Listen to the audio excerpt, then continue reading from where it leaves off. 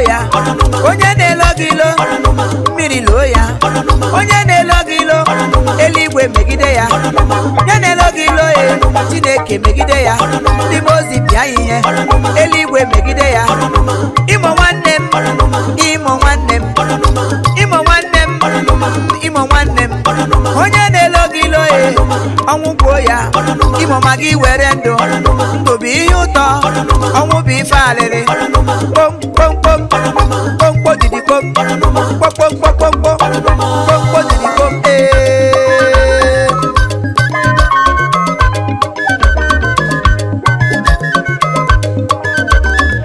ala Imo banyi ala Imo banyi ala Imo banyi ala Imo steeti onye na-ele anyị ilo ọnwụ gbuo ya Enugu steeti kedu onye na-elo gị ilo Anambra kedu onye na-elo anyị ilo Abia steeti onye na-elo gị ilo Ebonyi steeti.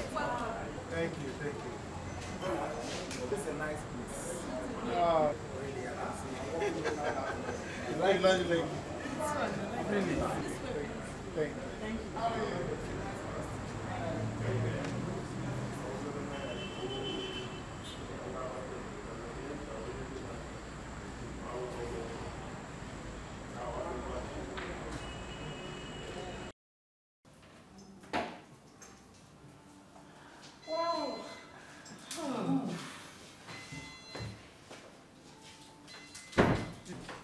Oh boy.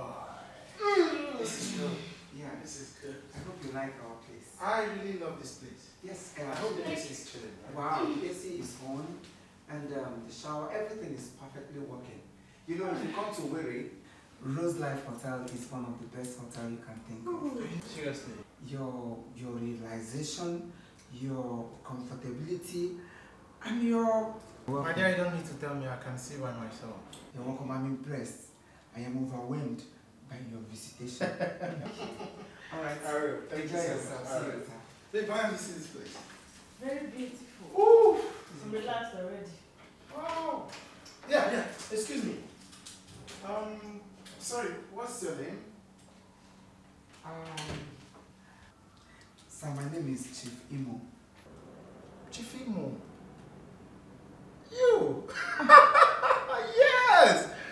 As I said, I was just telling my babe, where did I know this face from?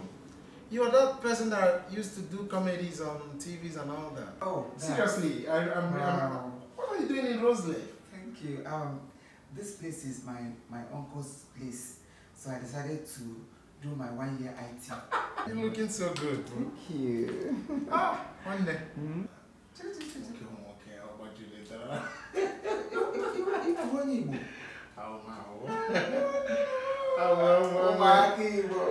Igbo. See when you begin to say the cake, I'm going to cake and come on. Not say my West Missionary over Nigeria. I'm so Igbo. I'm walking by that last. All I go to I know how to say Igbo Kaimakan is your no. No, thank you. Yeah. Thank you. Nah, I want him need. I want him job.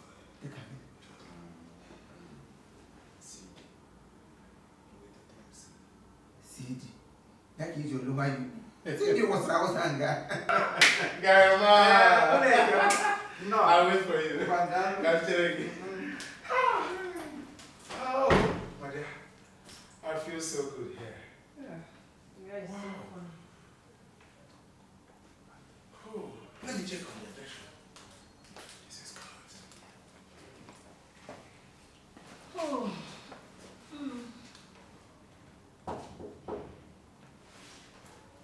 Yes.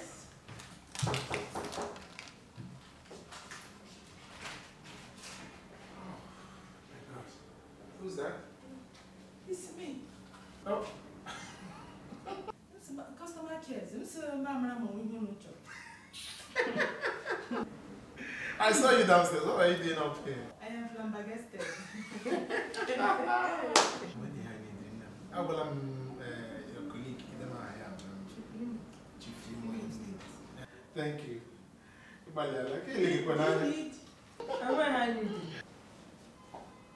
Give me the good back with Negawa over I got body. Ibalela, one. I guess. This is funny. Seriously, they want to kill somebody. Wow!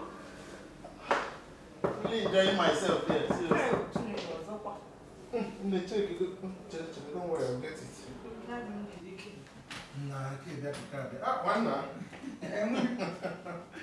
If you know, go. Kill everybody. Did you get it?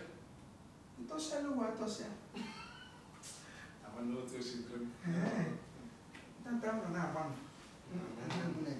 We're very good with it. Yeah, I see this in time and guy. Ke wa sampa. Ke go to America, ke da America. Oya nka. Ke wo Helen kume. Ko asi namba ya amandino Eli basaba tabana. Na ke kon. Ke wo kwano nna kaboya ezinna kaboya Seriously. Ke wo edo egulu na. Ke wo sa warrior. Sa warrior aja bala maza den. Warrior aja bala maza den. Ni me yi ga ho egwu ahụ na aga ihe ha. Where is this one from? Nico, find them. Ibalela. Track it from I knew this guy was funny. I didn't know that this guy is this funny. Seriously. Like, okay, Because me, I want TV. Yeah? Yeah, I want life. I was going to trim TV. You get to try. Everybody is trying to get then. You have to see it. I never see it. I didn't know that I was see it. Now I see it. Hey! Jesus Christ. One is okay. I'm not. Okay, come here. I'm going to nice. I'm going to cast the bag up. Eh? When you nice, then you get you can. What did you do? I'm going to do. I'm going to Mama knows Zola. Seriously, everyone money they can get a rose life.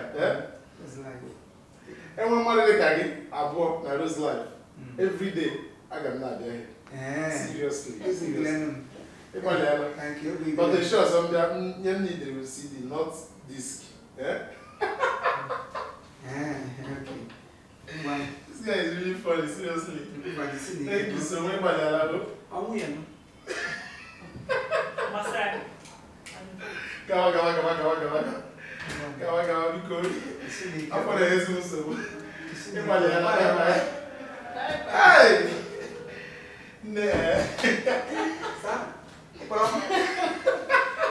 Hi, I'm going to borrow you. Gawa, because you know about you, they got one.